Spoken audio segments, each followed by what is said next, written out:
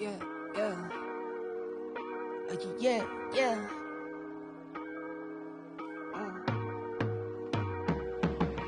Never not, never under y'all, never ever, I'm forever on. Check my repertoire, check my repertoire, don't check me now. Unless it's checks involved, I've been feeling like I'm next to God.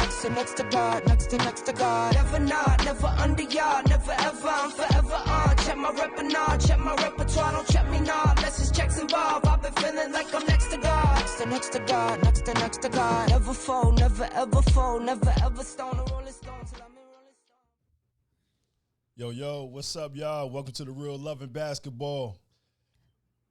Why do you always do that? Always. He That's always like hesitates every single time. Welcome to Real Basketball. Your name is... Hey, D-Tow, man. I'm here with my lovely wife, Lee Tow. Y'all know how we get down, man. Every single Thursday at noon. As you notice, it's not noon. All right? It's approximately 1:30 Eastern Standard Time. Look, we did that for a reason, man, because we had to fit the one and only Ganon Baker in, man. He's our guest for the day, the episode, and we're going to get to it, man. But before we do, how was your day? We always got to tap in to see how each other doing. I'm not even going to lie to you. You know, and I need to figure out why I'm not getting enough sleep, even when I sleep. I fell asleep mad early yesterday, and I'm still dumb tired. Definitely about 10:30. But the thing was, we went to sleep. You went to sleep early, but I could have swore it was like 2, 3 in the morning.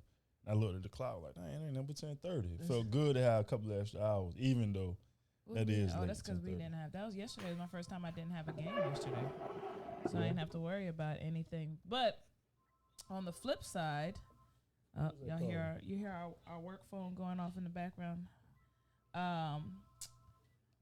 On the flip side, I'm thinking about the things I got to do for the next 4 days, and our schedule is packed. Yeah, absolutely. Yeah, absolutely. I have no idea what's going on. I'm sure you're going to fill me in text messages, emails. Don't you love the way he just fakes like he knows what's going on? He has no idea. Anytime you hear Daryl say, yeah, absolutely, that means he's not listening to nothing you said, and he's just doing a fill-in to make it sound like he's paying attention. Into the day of. I know you will keep me straight, though. You know what I mean? You'll send me the email. You send me the text. You send me the instant message. Somebody call me so I can talk to y'all. You'll send me the group. I don't have nobody to talk to here at this house, clearly. But then on top of that, what we have coming up, what do we have a whole thing going on? Yeah. I cannot, Lord willing, let's all come together right now. Everybody touch and agree. I cannot wait till we get an actual studio to do. Great day! Do y'all hear this? We got the background. We got the work phone going on. We got Daryl's phone. Every production. It's something ridiculous. We can never just have it just smooth sailing. Yeah, hey, look, it wouldn't be. It took 45 minutes to connect Kenny Anderson because I don't know where he was. No, that was Kenny's fault. That wasn't me. Put that on Kenny. Hey, Kenny, man, I'm telling on you. Oh, my gracious. Now today we got every phone in America going on. Hey, but listen, it wouldn't be the Real Loving Basketball if it wasn't authentic. It's behind the scenes. You get everything, you man. Definitely you know what I mean? Getting the real. Yes. For real. And then it made me lose track. Oh, we was talking about things to do. I was actually about to talk about, do y'all understand this weather lately? Like, how was yesterday 70 degrees and today is 35? Something ain't right. Somebody tell me. I tried. Listen, I ain't complaining though. Hey, y'all better get y'all lives together. Cause when they say Jesus is on the horizon, hello somebody. I'm just saying. You on the way? I'm just saying. When that rapture happened, y'all see my clothes sitting here. Right. I tried to forewarn you. Heard it here first. Trying to forewarn y'all. Hey, I ain't complaining. One bit. Hey, but look though. Our guest for the day. You're so OC right now. What, my transition? Go ahead and say my transition. Cause, man, we can't hold people up, man. Go ahead. Man. Our guest for today is who? Yeah, the one and only, man, the man himself, the godfather, the elite thinker. That man, I can call him a million things, right? But to get the true essence of this man's personality, his gift, his everything, I'm gonna roll this clip, man. I'm gonna let y'all check it out yourself, man. But it's profound, it's deep, and it describes him to a T and how he impacts the youth and the culture. When are you gonna start making the choice to be self-disciplined? to go out and not be a parent, a puppet of a parent, but a person that has a purpose. I'll say it again. Don't be a puppet of your parent. Do this, do that, do that, do that. But start being a real person that makes decisions on their own. I'm gonna make my bed. Mama, I'm gonna make your bed.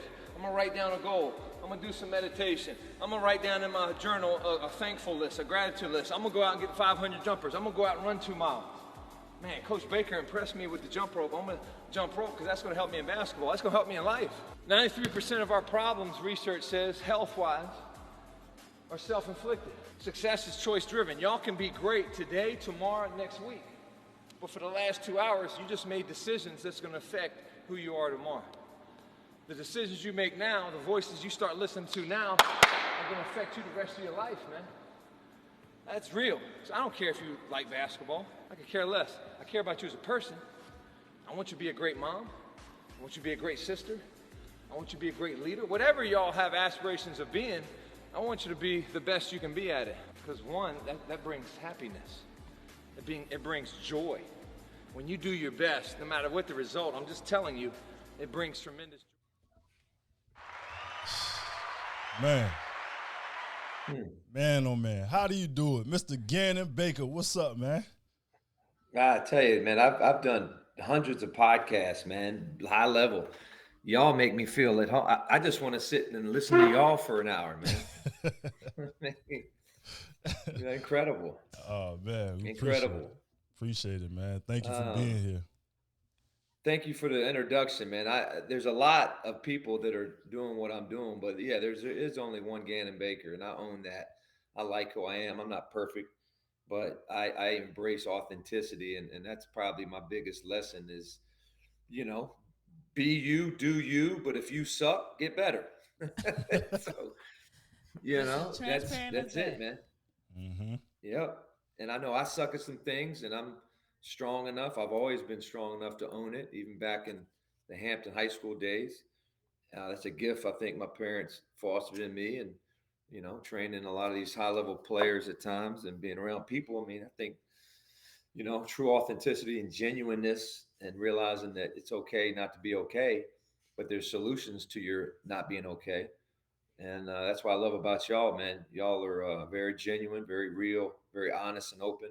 And at this time in this world, they need people like you. They need genuineness. So real love and basketball. It's an honor to be here. Yeah, appreciate it, man. But talk to a lot of people don't know where you from. I think it's important that we talk about that briefly, but just kind of paint a picture for the people who don't know. A lot of people from my area don't know that you're from there, and a lot of people across the world trying to figure out where this white guy get this grit from and his personality.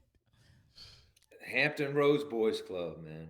Mm-hmm. King Street. Like, I grew up in Hampton, Virginia. If people aren't familiar with that, they should probably go watch 30 for 30 on ESPN when they did the documentary on Allen Iverson.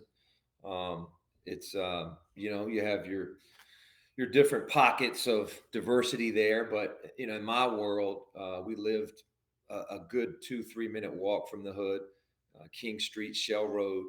I spent majority of my time at African American events, basketball games, houses. Daryl, I don't know if they do this now, but they had some back in the day called a house party. Mm-hmm. I don't. So I went to many house parties where literally the floor was given in, and I was only salt and a pepper shaker, man. So I went to Ham High School and played on the Hampton High School team there, and was the only white guy on the team. So just with that, being different, being in that kind of environment where there's tremendous diversity, that gave me my grit, because my teammates challenged me, and they pushed me, and they held me accountable. Some did it because they wanted to see why this white guy was here, and others did it because they wanted to win a championship, or we're at a pickup in the park and they didn't want to sit, so they challenged me as a teammate. I didn't care really why they challenged me. The fact is, you're right. I learned grit not through a trainer, but through tests. And I think that's what is missing with kids nowadays, is the parents metaphorically take the test for them. Mm. And when they are in front of a coach, a peer, a leader that is testing them, they think that test is demeaning instead of demanding, Yeah. and they have their perception of adversity is wrong. And so that's a big of what that's big of what I try to do now is test kids, challenge kids, confront kids to help with their grit. Yeah. I don't know if you know, but a lot of people can't do that. I'm talking about there's a large percentage of coaches, trainers, mentors who cannot do that. Mm-hmm. And not to toot our own. Like I thought, because we in our own world, we were training, we in it, and we doing these different components, and we learned it as a gift. And when I started watching, I'm saying, yo, just even this video alone, like you're teaching, you're entertaining, and you high fiving, and you're doing all these different things at once. And a lot of people can't do that, man. Like, is it something that's just in you, or is something that you practice, or I mean, cause that's a hell of a skill, man. Calling, Oh, excuse me. yeah. Thank you, man. Yeah, I mean, I love to take credit for it, but I think I was anointed with that gift. Uh, but just like all gifts, man, you get a gift, you got to play with it. If that gift is great, after you open it up, man, you got to read the directions, you got to put it together, you got to spend repetitions at it. You need somebody smarter than you that can figure it out how to maximize it. So that God gave me a gift. I had people in my life to help foster it. I got a lot of repetitions as a leader because I was a point guard. And whether you like it or not, if you're the point guard, you gotta direct. You're the straw that stirs the drink. You're the CEO, right? You're the GPS. You're the leader. So I was forced to lead, and then my summer job was 5-star camp teaching, and people recognized it. I understand that you have to be educational, but to do that, you got to be entertaining. So when you give criticism, you smile. When you confront a kid, you high five them. And you continue to you know to challenge. I think many trainers nowadays, no disrespect to the industry. I mean, hell, I started it. I mean, I helped start it. Let's look But but a lot of well, nice. You got sound effects. Just don't bring the Sandman out on me. Bring the Sandman out on me. I got the Sandman. Doop boop doop. I got to work on my game. So. But feel free if something doesn't click. Do the Sandman sound. Say Sandman. I don't even know. I don't even know if you have it. So you should have it, man. You should have it. But I always say, look, man, these trainers cater, man. These trainers cater. They spend way too much time fostering social media instead of really working on social skills as a coach. And that's where the industry has gone. Great for business. I probably lost a lot of money as a businessman. That's why I don't teach and mentor people on training business, because it's turned into a social media, digital marketing skill set instead of, really diving into, say, a dribbling skill set and relating that to the game. But one of the things that I think either you have it or you don't, and if you don't have it, you gotta possess it, meaning you can't teach what you don't possess. And I think my message impacts so much, and if it didn't impact, I wouldn't do it. Um, but we get messages, testimonies, incredible praise reports from all over the world still of how my message impacts, and it resonates, and it speaks into the person instead of at the person. When you speak at a person, you'll influence, right? They'll change behavior for a week, but impact, right? Meaning you're speaking into them, and they change behavior for a lifestyle. Like they pivot one or two things, maybe more holistically, and it changes their life. And so I had people in my life change my life in an hour because of what they said at a camp or their speech. I mean, I went home and cut out some things and started making choices to foster my dream just because of the delivery of the story that this speaker had. And I always say, look, you can't coach what you don't possess.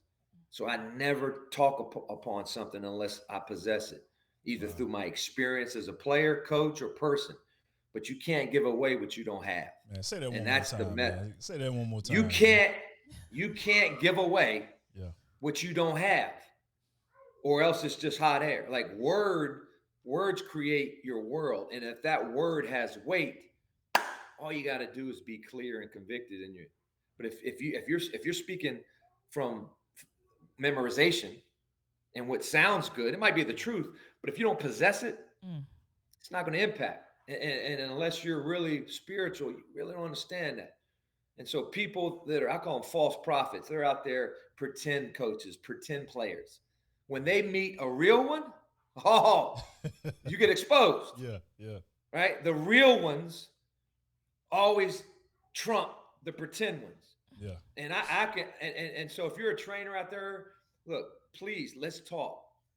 I'm not trying to put you down. I'm trying to put something in you. I can tell in 10 minutes whether a guy is a pretend coach or a real coach. Mm. Just based on their philosophy and mission statement. Like when Jesus went around, the Pharisees tried to play him. Mm-hmm. And in 2 seconds, Jesus would come back with a question to their question and would expose who the fake ones are. And so I the same as in coaching, man. Listen, I You know? told Daryl the first time that I met you, I said, when you left, I said, listen, praise ye the Lord, because I ain't that you speak.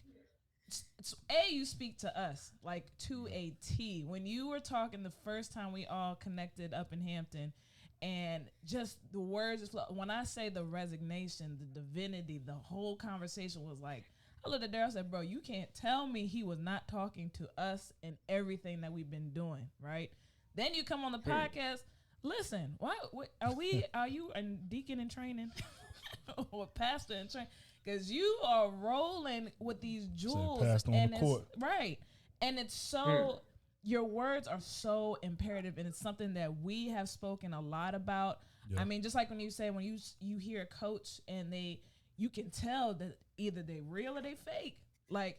And you need to connect with people. But I think in this industry, what we have learned is there's so much unnecessary hate that happens as for us as trainers, as coaches, instead of A, there's plenty of sand in the sandbox. And then B, why are we not connecting? Because we're supposed to be there for a greater good, which is these kids.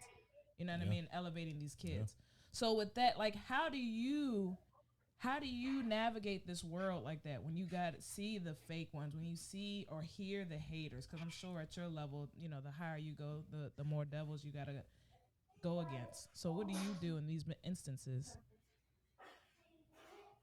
I mean, that's a great question because at times I come across salty. I come across basically your passion can push people away or can draw people in.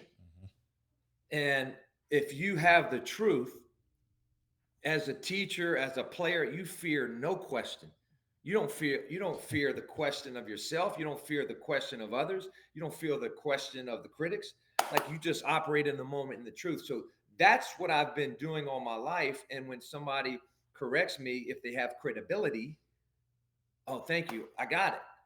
You know, and it's no different than the first time you show up at a pickup game in the park. You don't want to take the last shot. You're nervous. You don't foul a guy when he's got an easy layup. You know, you're just playing soft, and the OG comes and grabs you and say, hey, you got to do this, this, and this. You better go home and work on your game, or you're not wanted out here. I take that criticism as character building. I go home working on my game, and then I come back and answer the test with the same. That's how I handle it here. I'm really trying to work on grace, mercy, taking small bites of the apple, meeting them where they're at as a young trainer, because you know, my 10, people can't handle my 3. So I'm always at a 10. And I'll never forget Damian Lillard's trainer told me, look, Ganon, you're a killer. If I had you train some of my young NBA guys, you would destroy them. Like they couldn't handle your truth.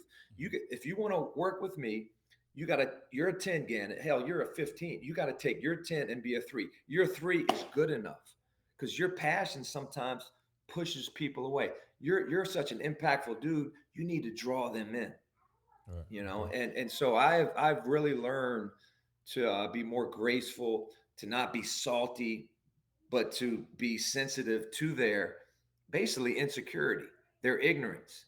But you don't say ignorance. You just say, hey, let me help you understand, right? Because a lot of these people hate what they don't understand. They don't want to be and get mentored because it messes with their insecurity. They're insecure. They don't have a growth mindset. Like when you grow up as the only white dude in the hood, you start to embrace uncomfortableness, pain, getting called out. Because I got called out a lot. Well, so. And I just, my pain tolerance is so high. I have to be more empathetic and give away, right? Because they don't possess that. So I'm trying to teach them how to um, basically be more open minded and have a growth mindset, and let them know it's okay if you don't know, because that's part of growing up. That's part of learning. A lot of stuff that you're seeing now. I'm 49, man. I know I look 29. I can still hoop. I won two one-on-one games yesterday. But my point is, when I was 19, when I was 29 teaching, I wasn't polished either. But the difference was I was willing to learn. I was willing to invest. Right? A lot of these trainers think coaching is an entitlement. It's not, right? Teaching, leading, mentoring is an investment. To invest in others, you got to invest in yourself. Yeah. We're asking these players, like it's hypocritical. We're asking these players, study your notes, read your film, be like Kobe. But when you're by yourself, you're on TikTok, you're liking, clicking, commenting, trying to network when you have no net worth. And that's, I have the right curriculum to help them. I'm trying to figure out a better way to connect with these young guys coming up. How hard has that been, that transition been, coming from how we grew up? You go outside. I feel way we grew up, you go outside, we're playing all day. Every day we're on the courts, we're getting beat up. Even me as a female, playing with the guys, playing with my brothers, it was almost like the experience is what got me to where I was basketball wise and elevated, right? So it was kind of a different mindset where coaches, it wasn't so much where you had to connect to me personally. It was just, now I knew what I needed to do. You just had to teach me how to make it better, right? Whereas now, today, like you said, it's a whole new wave of kids that is not just teaching skill sets and go out here and get this grit, go out here and bust tail. Now it's like, you got to be their psychiatrist, their psychologist, as well as their fitness trainer, as well as, like, how have you changed and had to move during these times? That's a great point. I mean, basically what you're saying is you were obedient. You were able to, suffocate the noise out there. And we had distractions too, growing up in the 80s and 90s. But nowadays, I think kids have more distractions. They have more accessible distractions. It's right in front of their face. I mean, like this right here is the reason why it's so hard to connect with kids, get them to be consistent, get them to, all right, they're good with you from 2 to 3 p.m. But what are they doing from 3 to 2 p.m.? What are they doing that 24-hour cycle? Parents nowadays have changed. Like, parents work more, grind more, want to be successful. You got more working women. Awesome. Right? So there's less parenting at home. There's less follow-up at home. I have changed in the sense of I have to talk to kids longer before the workout and after the workout. During the workout, when I see self-sabotaging, I remember when I was a kick in high school, I would just say, Mike Scott, used to play for Philly. I think he's with Atlanta now, maybe. But Mike Scott Jr. played at UVA, went to Fork Union. I trained him 9th, 10th, 11th grade. I remember I could tell Mike Scott, hey, suck it up, man. Get that. Stop crying, man. Let's go. Stop complaining. Fight through that. And he would do it. Now it's like, hold up, Mike. What you feeling right now, man? Process. Let's get some water. Let's sit down. What what are you feeling? How can I help? And that's just like, man, I grew up watching Rocky and now Creed and Braveheart and do the right, like Jesus Shuttleworth, man. Right. He got game. Like I was Denzel, I was that dad. And now, man, it's uncomfortable. Yeah. I feel like I'm fake. I'm not, but I'm meeting him where he's at. It's not what Ganon wants to do. It's what's right for that kid.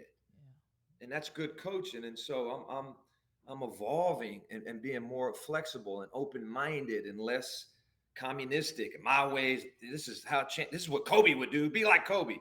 Well, everybody doesn't have mama mentality, but maybe they can have something a little under that. But it's just time. I text them after the workout when I'm home instead of just processing and just getting some me time. I'm like, all right, let me text that kid, make sure he's all right. I love you, man. I believe in you, man. Like I never did that. Hell, we didn't have cell phones back in early 2000s. So it's exhausting. I don't like it, but it's relationships. Like coaching is this. If somebody asks me what's coaching, it's motivation, execution, relationships. That's it.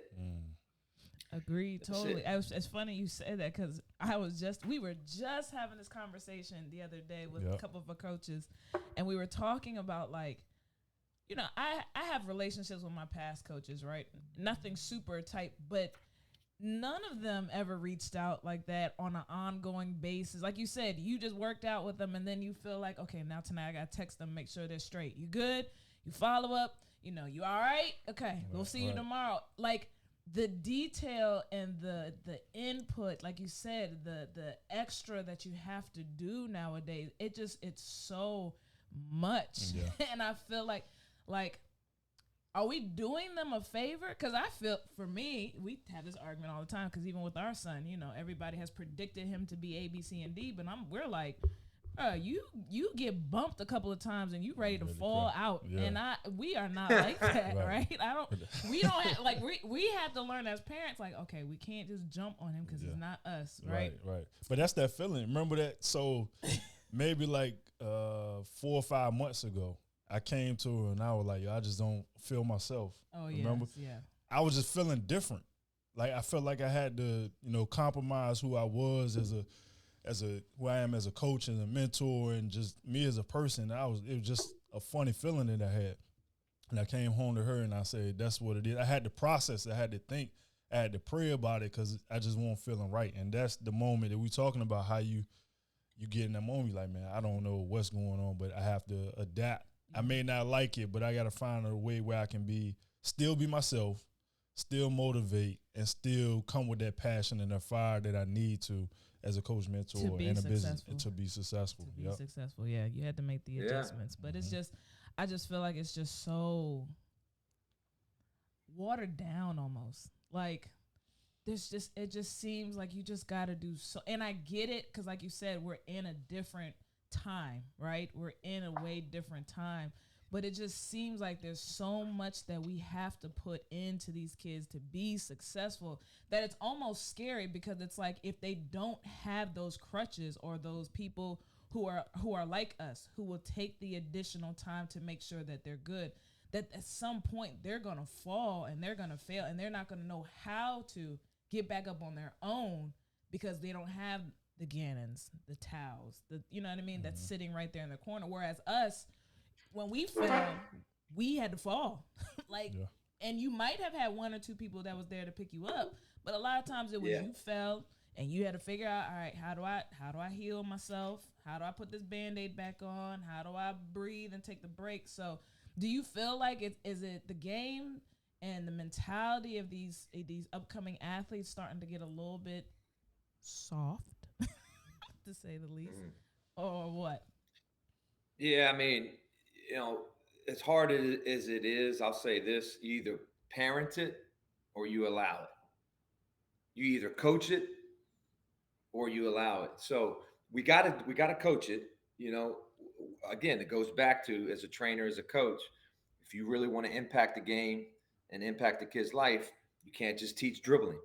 That might be your tagline, but you got to get skill sets, reading, mentoring, taking a class, going through the lab and get reps at hitting these players' mindsets and heart lights. I call it heart light, the light in their heart to make it shine and not, dark. And yeah, the kids are soft. They're more sensitive. We're at an all-time high with kids being ignorant, insecure, inconsistent, but they're impressionable. The four eyes. What's a teenager? What's an elite athlete? Insecure, inconsistent, ignorant, but impressionable. Assimilation by association. You're a product of your environment. They're with the towels, right? Right. But then they go spend 4 or 5 hours of something different. Oh man, it's not mom and pop. So they have their attention, right? And they're surrounding themselves at school just as long as they are at home. So the school environment, if you really want to foster your kid, keep them homeschooled. I mentor Tracy McGrady's son, Layman. He's 16, and they just took him out of regular school, and he's homeschooled. And Tracy McGrady's going to start the Tracy McGrady Academy. So there's some thought to that, because kids are soft, they are sensitive, they are silent, they are shy, they are scared, they are stupid. Well, coach, that's harsh. Okay, well, you can find some other synonyms for that. It means the same thing. But if you want to be great, two things are guaranteed. If you want to be great, even if you don't want to be great, if you're a Christian, if you're doing something good, the enemy is coming to lie, kill, steal, and destroy. Two things constant in your life. You're going to have pain and you're going to get bored. That's it. Michael Jordan got bored with winning. He retired. You know what I mean? Like I'm telling you, I train these guys, man. They're so great, they get bored. Success brings boredom. The process to success brings monotony. And so as coaches, yes, we have to continue to find creative, different ways to deliver solutions on how to teach these kids to be more resilient. Angela Duckworth has a great book out there. It's a bestseller called Grit. It really opened my eyes up on different ways to deliver that, to teach that, to open up parents' eyes, because a lot of it has to do with their parents and the people in their circle, the enablers, the teachers that just push them through the test and don't give them a D. Oh, I'm gonna give you a D. Oh, you giving me a D? Now you gotta deal with my mama, my grandma. Like, it's funny, man. I've lived in the hood and I've lived in affluent areas.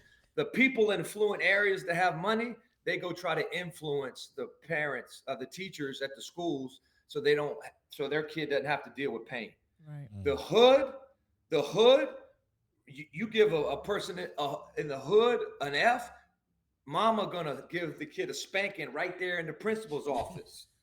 Yeah. You know what I mean? Like, it's a different mindset.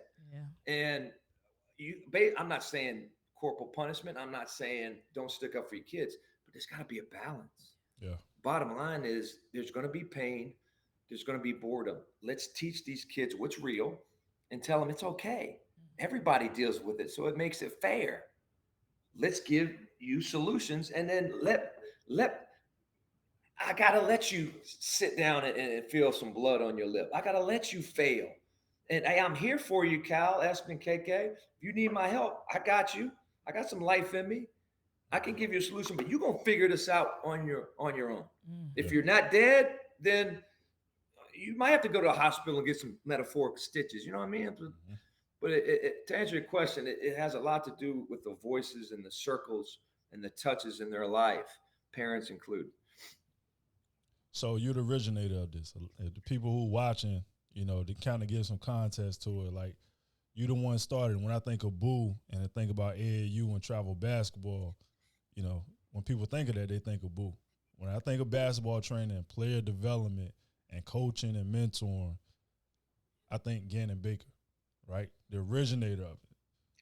How have you ever been able to sustain that long, right? But at the same time, kind of thinking, where is it going? With all being said, where is it going? Is it in a good state? Is it just in a transition? Is it just a trend? Where is it going? Well, I mean, your wife's talking about the rapture, so we might be training in heaven.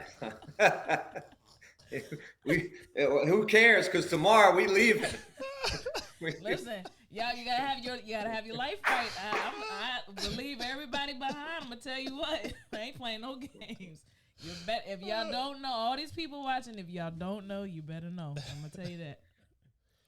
We laugh, but yeah, it's right in front of us, man. With the war in Russia, the virus, the economic instability, the weather.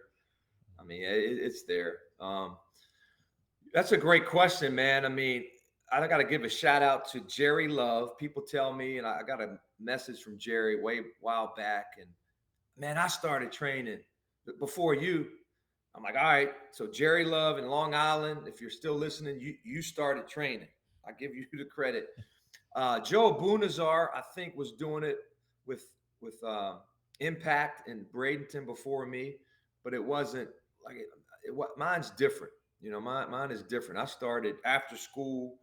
I started overseas. I started taking it to your school. I was like the Rolling Stones, man. I'll travel, do a gig, right? Do a workout, do a camp, and then leave. And then it started overseas. And so I'm honored to be a godfather, a pioneer.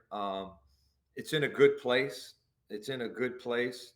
Um, there's the game's going to be impacted in a good way, regardless, because you'll have trainers that train for themselves, and you have trainers that teach. And the trainers that train for themselves, hey, at least they got the kids being active, falling in love with the byproducts of basketball, which not are important, but at least they're in the gym getting reps. You're going to have some success, but my point is consistency. My point is not give you a fish, teach you how to fish. My point is let's get something from basketball. Boo Williams, never forget, he probably got this from somebody else. That's the way Boo always was, but his delivery was authentic, and Boo said, don't let basketball use you, you use basketball. I think that was John Thompson, and Boo would always tell us that, the ball's going to be flat one day. See this ball? And the ball would be flat. And he's like, now what are you going to do? How you going to put air in that ball so you can keep dribbling for life? I'm like, darn, Boo, you a philosopher, man. and and and he's right. It's like, so my thing is, I've been doing it this long because to me it's more than just basketball. It's, yeah, we want to teach you how to win the trophy, but guess what? I'm also going to deliver. I'm also going to my spirit, my culture, and everything that comes with culture that I bring is going to teach you how to be a living trophy.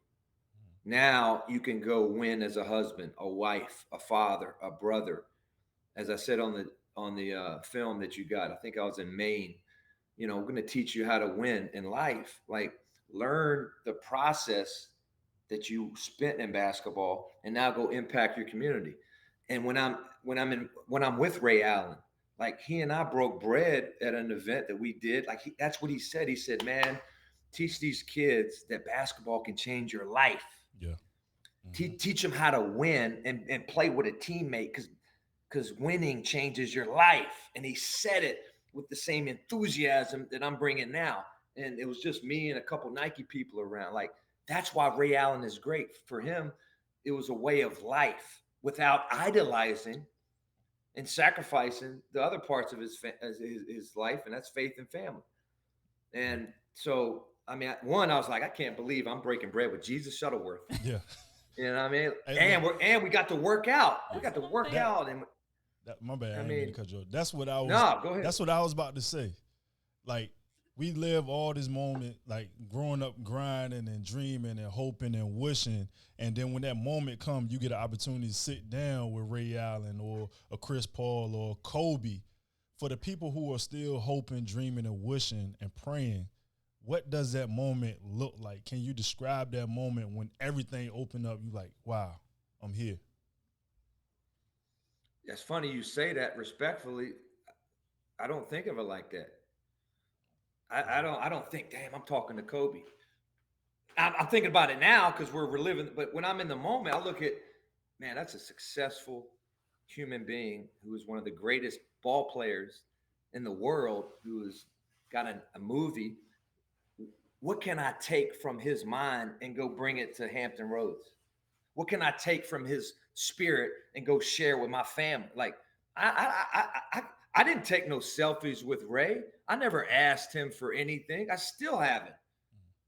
Ray, here's what I want, man. I want your time. I want your talents. And I want you to teach me how you got your treasures. And then I'm going to go give it away. Like, all these dudes, man, they Kevin Garnett, man, you were with Kevin Garnett. What was, man, that's amazing. You're with it. Yeah, I know, but he's a man that's successful. I'm going to take his greatness and go share it. And because I have that heart, God keeps putting these celebrities in front of me. I mean, I was telling you guys before the podcast, I'm going to be on a Power 5 tour with this NBA mental coach that we're going to be speaking to the best colleges in the country and pouring into them, and on social media, it looks all nice. Oh man, Ganon's with celebrities. He's doing big time things. I don't look at it as, it's a big time thing because they're UCLA. I look at it as there's a reason they're at UCLA. Let me get their greatness and go give it to the JV team that I'm going to speak to next week. Yeah. It's like money. It's like money. God will give you money if he knows you're going to share it. Yeah. So Ganon, why do you give to the church? What's called tithing. And 10% of what I make is God. And if I give God his 10, he going to give me 100 more back. So I'm just giving away what is his. And then he gives me more because he knows I'm going to give it away. I would love for you and Pam McGee to be in a room together. Oh, yeah. Because that would be a great good sit down to see who is going to get more hype. That would be Does great. Pam McGee believe in tithing? Yeah, listen, she's going to give you everything. Okay. She's going to give you, she's going to emancipate and everything and congregate. Listen, but look, with that being said, though, your faith is clearly prevalent, very important to you. But, you're 49 now. So with all of us, it took time for us to get to a point where we can speak proudly of how strong our faith is. How important is your faith to you today compared to the Ganon from 20 years ago? Or has it always been number one in your heart, in your mind? That's a great question. When I was 21, I got saved in a hotel room in Vienna, Austria. Kevin Ollie was my backcourt mate. We were on a European tour, kind of trying out in front of these European teams. We both had one more year to go in college, and gave my life over. And so from that moment, August 1993, I was on fire for the Lord. However, I didn't know how to expose my light, teach it, communicate it. So I guess around the age of 28, when I started this business, it was the right time for me to start to learn how to come across as a person with a relationship with a higher power instead of a person with religion that had rules. And I hate when people say, oh, Ganon, I love how religious you are. I hate that because they have no clue. So I go back down. I say, no, I'm not religious. I'm spiritual. I have a higher power. I have a coach in heaven who's a king that could dunk on anybody. And he brought an assistant coach called Jesus, who's the associate head coach, who's the offensive and defensive coordinator.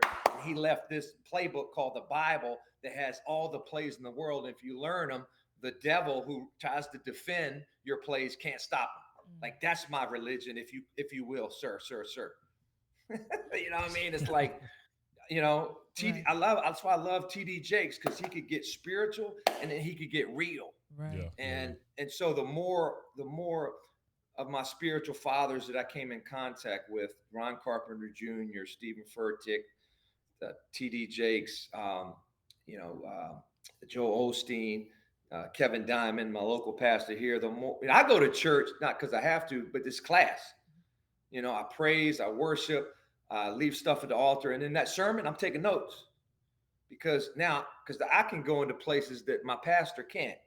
I can say stuff, do stuff, and the church won't frown on me because I'm just a human being. Like I'm a disciple. The disciple could get away with stuff that Jesus couldn't get away with. I mean, that's how I look at me. And I'm a reject. I'm a renegade. You know, I'm a mess up, cuss up.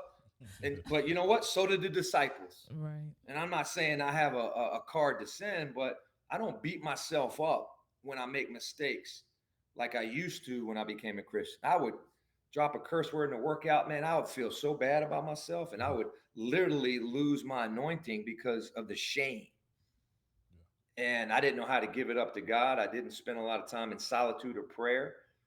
But because of solitude or prayer, because of repetitions, because of really digging deep, spending more time with spiritual fathers, I've just been a better student and a better deliverer and teacher. And the Holy Spirit comes and gives you things that you didn't know was in there. I always tell kids there's a king inside you, there's a queen inside you. Stop acting like a kid. Stop reading like a kid. Stop speaking like a kid. Stop listening to music like a kid. Be a king. Be an owner. Be obedient. You'll get freedom in all areas of your life. So that's, that's a huge question. Great question. When I mentor people, I say, look, physical, mental, emotional is good, but if you don't have this spiritual right here, all the other stuff's not going to work, and you'll never have peace, purpose, and a plan for your life. How do kids respond to that? Like, how do what? How do kids respond to that when you're talking faith and you're trying to get them right spiritually, or is it something you kind of, well, I know you're talking to them directly about it, but how do they respond once you get to that level with them? Can we take a time out? I gotta go tell my daughter to pick up my son real quick. Yes, sir. Absolutely. Give me 1 minute commercial break. Hey, look, I'm gonna play this video while you gone. Check this out, y'all.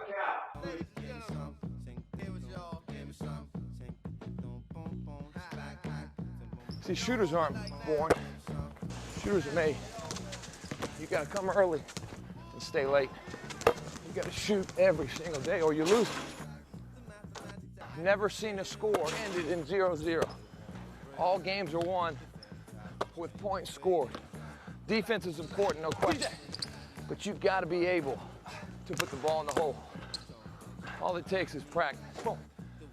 All it takes is effort. All it takes is persistence, a little faith, and a lot of love for the game.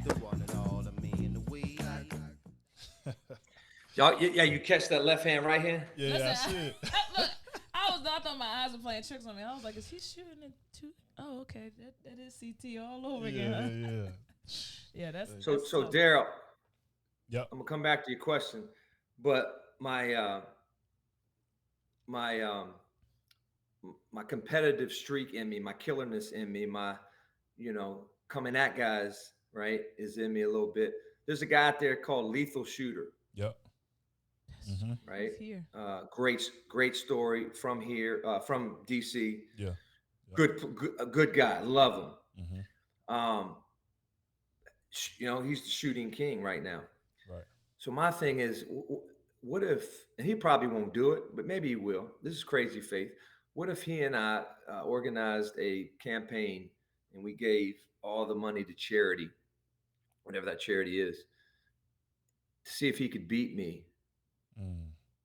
with his right hand. He probably might beat me with his right, but I'm telling you, man, like right. And you the 23 out of we play right. Okay. And then all right, now you got, and I'll keep it competitive, right? I'll train for a year, like I'll get right. Mm-hmm. And then all right, we do the same thing left-handed. And if it's a tie, and so what's going to happen? It'll be a tie, and then we'll break the tie next year. But that's something that popped in my mind because I've never been beaten in horse. Because if guys, like I'm telling you, NBA guy, Mari Stoudemire, Kevin Durant, like they can't beat me because they can't shoot with their left hand. Right. Have you ever tried Steph I can shoot. yet? I can shoot. I have not. But think about it. He'll kill me with his right. But you think Steph can shoot NBA threes with his left?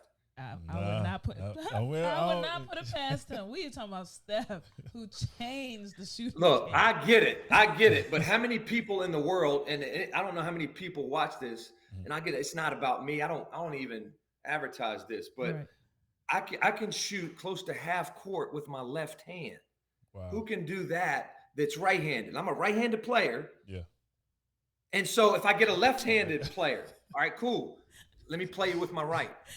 You know what I mean? Like I'll play a left-handed player with my left. What's crazy is now I feel it. So I'm sure Daryl hasn't told you, but he's here. Lethal Shooter's here. So it'd be dope if when we connect. That'd be tough. Yeah, man. I could definitely see that happen. And it'd be great for the culture, man. It'd be great for the culture, man. That'd be tough. Both of y'all be influential and great individuals. I think that'll be great for TV, great for the internet, and great for the sport itself. And he's got a heart. And what I love about Lethal is he's got a heart for kids. Yeah. Like, he's a social media influencer, but he's a coach. Yeah. Right? Yes, he's popular, but he wants to give back. Now he's teaching. Look, this is how I became where I'm at, overcoming poverty and pain, right? Here's the process to getting over poverty and pain. Like, not many people do that. Most social media influencers never unveil the curtain. Right. And give credit to where credit's due and use the platform of social media to also push positivity.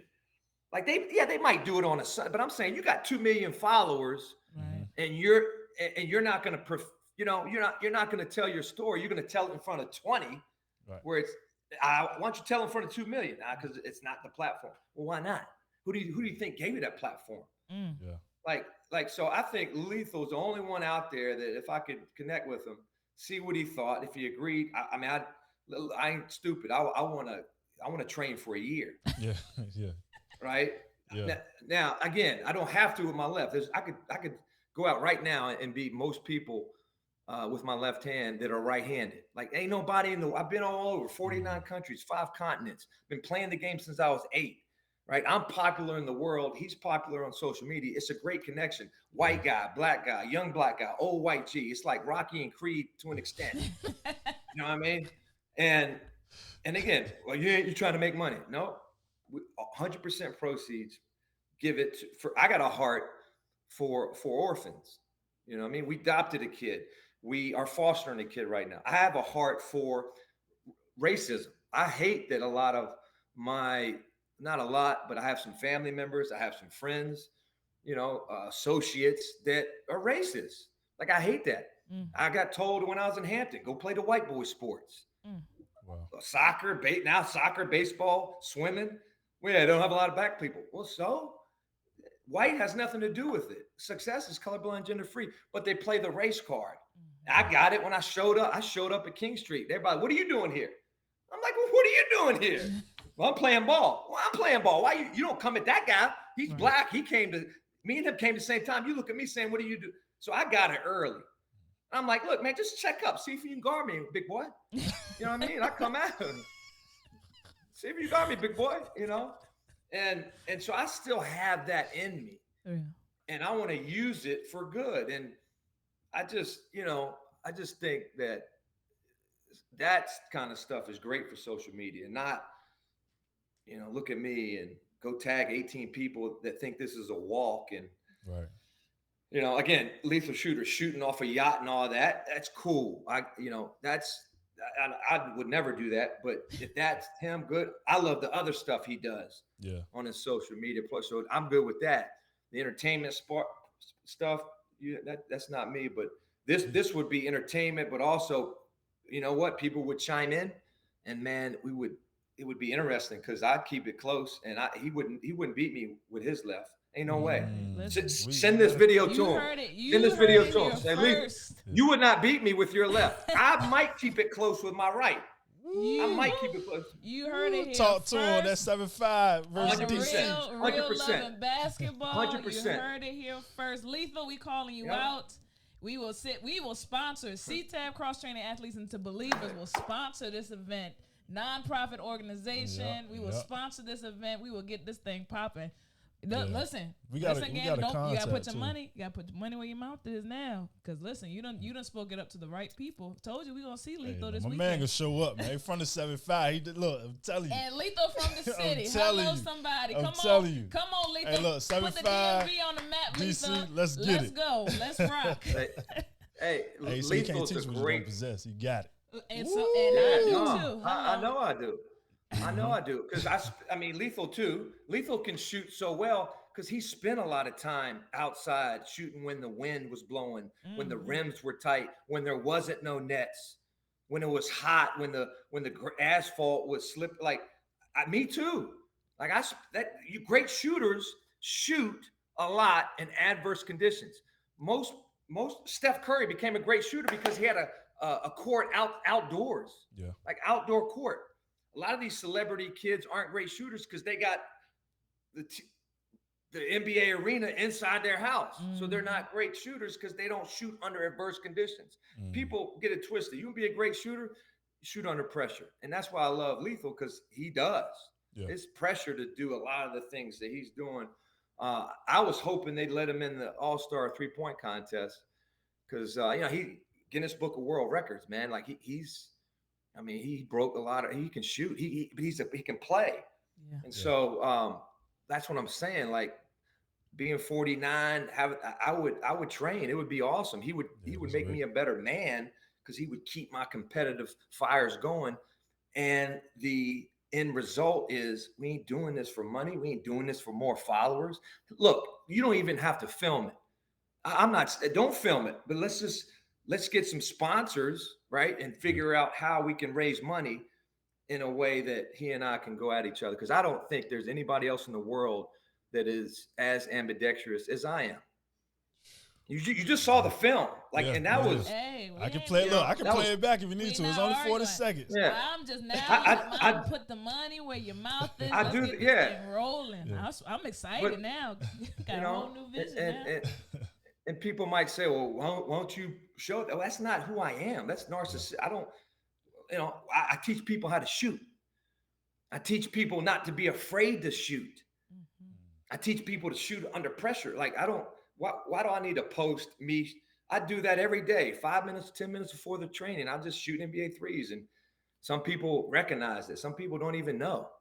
But I'm just saying, like, that's great. Like you can, like that's a gift from God that He gave me. That I had to foster that.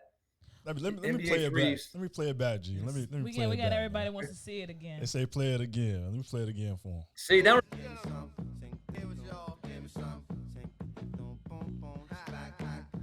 See, shooters aren't born. Shooters are made. You gotta come early and stay late. You gotta shoot every single day or you lose. Never seen a score ended in 0-0. All games are won with points scored. Defense is important, no question. But you've got to be able to put the ball in the hole. All it takes is practice. All it takes is effort. All it takes is persistence, a little faith, and a lot of love for the game. Now, D, look. Right now, mm-hmm. I'm making 10, 11, 12 in a row from college 3 with my right hand and left hand. Very little practice. Wow. If I trained every day, as much as Lethal Shooter, because that's what he does, I'm telling you, I'd give him a competition. It wouldn't be a walk away. I mean, that's so. Ooh. Anyway, man, that's an idea. I don't. Hey, hold on, G. Hold on. This is an offline conversation. This is on everybody. Is everybody seeing this? So we gotta be real light. Don't tell everybody the details. Yeah, look, we might have to set it up for the Boo weekend, man. The Boo documentary weekend. You know, we got an event. If we can get them this video, and we can try to get you guys connected, that might be a great weekend, man. We're gonna see him this weekend. What's his connection to Boo? No connection. I mean, in terms of your connection is, you played for Boo, but we have somebody that knows him. So if we can get this video to him and try to see, we can set it up for the weekend. And That'll be a great time. And that'll be at the Boo Williams facility? Yeah. Yep. We're doing it at the sports. Home court for me. Home court for me. Home court for me. That'll be big. Now, when is that? That's August 26th through the 28th. And we about to announce it later this month. Yeah, later this month. But anyway. All right, because I'm in China until August. I don't know when I'm coming back, but shoot, I'd have to practice, man. That's only like 6 months of practice. Yeah, that's 6 months. It's all right. That's all right. So listen, when you with Lethal Shooter, one of the best shooters on the planet, you can't come soft, man. Yeah, you gotta bring come with it. Hey, and that home court advantage, you gotta win. That's right, man. You got the home court advantage and the Booplex. You gotta hit nothing but net. So look, as we close out, two things I want to close out with. One, as a conversational piece. How do you, as a coach, get these kids over this? You spoke on it just a couple minutes ago about being scared. Like this, I think this generation, so many times, a lot of kids are stepping onto the court, games, showcases, whatever the case may be, and there's a scaredness. That's not a word, but a scary part. Anxiety. There you go. That is making them not be able to produce what we see. So we could train kids all day. Yeah. We can see how great they are. But the minute they get into the lights, it's like deer in headlights. What do you say in that moment, right, to these kids to get them over that hump, or to at least encourage them to get over that hump? Well, in the moment, you have certain techniques. You have trigger words. So the negative thought in their head, your trigger word might be next play. It might be king. It might be I got you. So they gotta think it. They gotta say trigger words. It might be trigger touches, where you tell their teammates, hey, when Michelle goes crazy, when she gets nervous, go give her a hug. Go whisper in her ear, I love you. No matter what, I love you. Like, you know what I mean? You gotta have certain in-time techniques, and these are all from NBA psychologists. I certainly didn't have this when I played. I mean, Coach Brower would say, "Boy, get your head in the game." Man, how do I do that? Because I just got ripped by Man Venable at Warwick High School. And all the cheerleaders like Hampton University, yeah, we got this. Yeah, we got this. I'm like, man, it's like, HBCU band. We had it in high school. And I got to my head is in the game, man. I just need my handle. Kobe did this. He would look in the stands at his wife and kids. It was a happy place. You see LeBron doing this during timeouts or dead balls. Close your eyes, deep breaths. Before the game, imagery, imagine yourself messing up and then imagine yourself getting picked up and being resilient and having a good possession on the other end. It's edit film at halftime of positive play. It's a positive playlist to get you in the mood. That's in game. Out of game, prayer, solitude, meditation, give it up to your higher power, Don't be anxious about anything, but with prayer, thanksgiving, supplication, pray about everything. Like it's getting word in you that is the key to anxiety, nervousness, fear. Even before that, preparation breeds confidence. If your coach, your trainer, whoever, yourself, if you put yourself in the fire, when you get in the game, your fire is not going to burn you up. Right? It's going to get you food. It's going to shine the light. It's going to be power. Fire is great. If it's used correctly, it gives us fuel or it burns stuff up forever. So you got to get that fire on your own. I went to King Street. I went to Aberdeen. I played in the Pro-Am. Wayne Hoffler, I think I saw his comment there, man. Like, I put myself where I was the worst player in the gym. I went to Hampton University, played pickup games during the summer. Coach Avery let me in because he knew my dad. I was a sophomore, junior, playing against Hampton University college men, and I was the worst player in the gym. And they'd shake their head and say, "Come on, man, you gotta be better than that." You know what I mean? I put myself in a situation where I had to fail. That was my fire.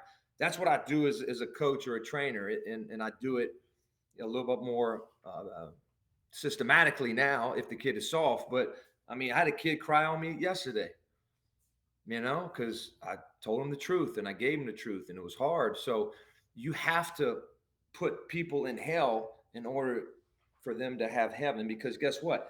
Practice is way harder than the game. I'm ready, Yeah, for sure. and then you do the mental health stuff to trust their work. You got to work real, and then you got to trust your work. So you got to have the physical and then the mental. The mental, like you said, the test anxiety is so hard to teach and get them to buy into. And but if you stay with it, they'll get better at it, and then they'll play in a flow and a rhythm in the game, because pros have it too. Yeah. They said 40% of pros deal with depression and mental anxiety. Wow. A new stat came out. Yeah. So that's Yeah, 4 out of 10 players. What if the 4 players on your team are the 4 best players? Mental health is important. Yeah. It is. It is. Your words as a coach, your actions as a coach, you coaching the human, right? And instead of the commodity, helps. You got to coach the player. Excuse me. You got to coach the person.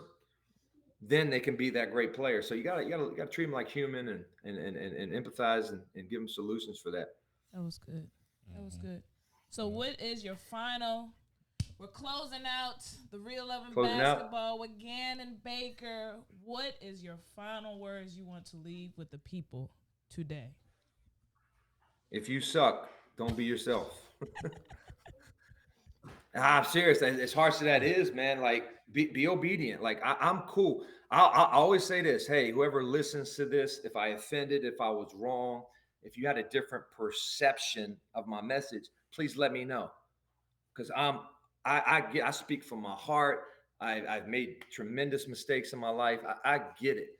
I'm very transparent, very confrontational, very outgoing. Treat people how you want to be treated. Well, I think if I can be around a Kevin Durant and a LeBron and a Chris Paul and a Maya Moore and Darren Williams, people don't even know who he is, but he was a great player I've worked out. John Wall, Kyrie Irving, like it's incredible, the resume of players I've been on the court with. Thank you, Nike. Thank you, Jordan. Right, lethal shooter knows the only way we can get in front of these great players is because shoe brands help us out, right? My point is, if they can be open-minded and obedient to change, to be coachable, why can't you? But the message out there on social media and even parents, hey, you be you. Be real, you be you. Yeah, be real unless you're wrong. Do you unless you suck.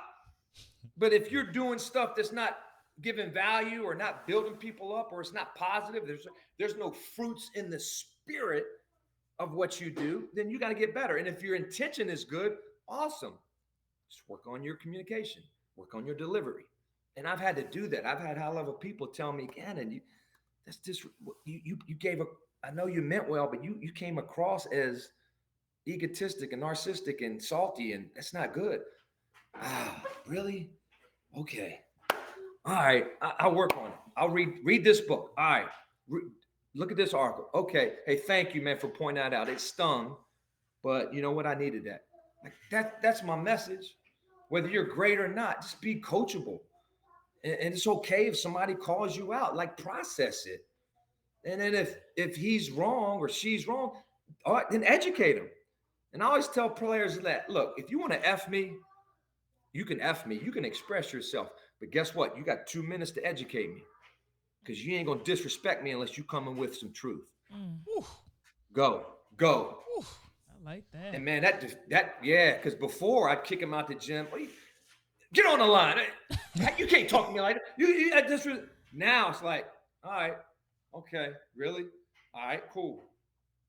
I'll give you 2 minutes, Ray, to educate me on why I was wrong. Go. And man, you should see like the anger and the emotion, just leave them. They process it, because now you give them freedom to lead. You give them a platform genuinely to express their truth. Because my truths aren't always right. That is my message. Be real, but be coachable. So after they express themselves, you put them back on the line anyway? Only if they're wrong. Yeah. No, I'm serious. That's why as a coach, you got to be well read. Right. You gotta discern, hey, what's right and wrong in winning. And if you've never won, if you've never overcame a goal, if you've never fought for something and achieved it, you really don't know what winning is. If you don't study winners and ask them questions and really get into your craft, you have no clue what winning is, because everybody defines winning different. And with kids, it's being a great teammate, competing, learning, having fun, right? That's winning. And if you do that, you'll develop your talent and your talent will win. So I've won. I can teach winning. I've won as a businessman. 80% of small businesses fail within 5 months. This is my 22nd year, dog. I'm a winner. But I'm always looking. So I can come to you. I can do the drills just as good as you. Some of you I can beat. So don't F me. I'm here to lift you up. Come with me, brother. Let's go. And that's what it is. And very rare. I mean, come on, man. Very rarely are young kids right. Now, Kevin Durant F's me. Oh, hey, you're right, Kevin. My bad. I got you. And that's happened. Chris Paul. Chris, we do this on an ice, not that. You're right, Chris. Thank you, man. That's why I love working you out, because I learn more from you than you learn from me. Like, it's uncomfortable, but I don't try to camouflage it like some of these clowns do. See, I'm getting salty again. Y'all get me. Hey, no, you talk that talk, man. Hey, look. Hey, listen, that's what the real love of basketball is about. It's the real. We don't want no fake. We need all this. We need all this, because a lot of people don't get it. Just like you said, we get people out here to sugarcoat. We sugarcoating. We being nice. We don't want to hurt nobody's feelings. No, sometimes you got to dig up in somebody's tails and to them to see and for them to grow. That's the only way all of us will grow. We get it done to us. We need to serve it sometimes too. You ain't trying to hurt feelings, but if you bring truth, passion, confrontation, there is no resolution without true confrontation. There's not, right? And so the way Jesus changed the world is he confronted what the world was normal, but to him it was abnormal. And so he came with the real truth he died for it. He basically confronted so much that they said, man, let's kill him because we can't make him wrong. Like, that's when you become a Christian, when you become great, you take on that culture, that spirit. Look, you're going to get persecuted, right? You're going to be hated by a lot of, like, who's the best player in the NBA right now? Probably LeBron James, or one of the best of all time, right? Yeah. Who's the most hated person in the NBA? LeBron James. All the greatest players in the NBA are some of the most hated, especially after the Last Dance with Jordan. Now, I've had neighbors say, oh, that Michael Jordan, I don't like him now. Why? Because he's great and he had passion that you never had. Right. If you don't understand it, you hate it. Don't hate what you don't understand. Be curious, not judgmental. And so that's be you, but be curious. Don't dissect a thing until you understand it. And so many people try to come at me or somebody on social media. That's why this thing is bad. You'll tweet one sentence and people crucify you for who you're not. I mean, that's just ludicrousy.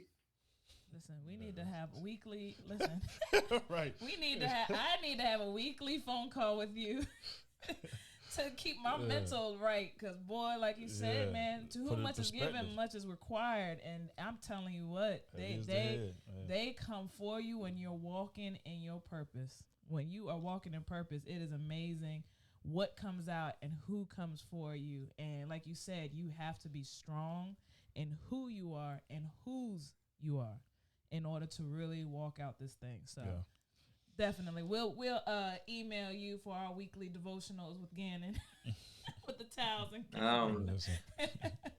Holy Spirit is with me today. I'm not like this all the time, so the Holy Spirit is with me. Listen, it must be every time you connect with us, because last time it was the same way. Hello, kindred spirits. Must be. Yes, sir. Well, I'm afraid of you guys, so I'm gonna go work on my jump shot now. Lord Lord knows what I might get in my DMs, man. I hope it's positive. I hope it's positive, man. Because don't talk junk to me. Because I'll go. White men can't jump on you. I'll go work on my game. I'll lose my house, my business, just to beat somebody that says I can't shoot. Oh, we got your back, bro. We appreciate you, man, as usual, man. Thank you so much. All right. Thank you for coming. The one and Thank only you guys. Ganon Baker, guys. Yes, sir, man. Hold on. Thanks for doing. Yeah.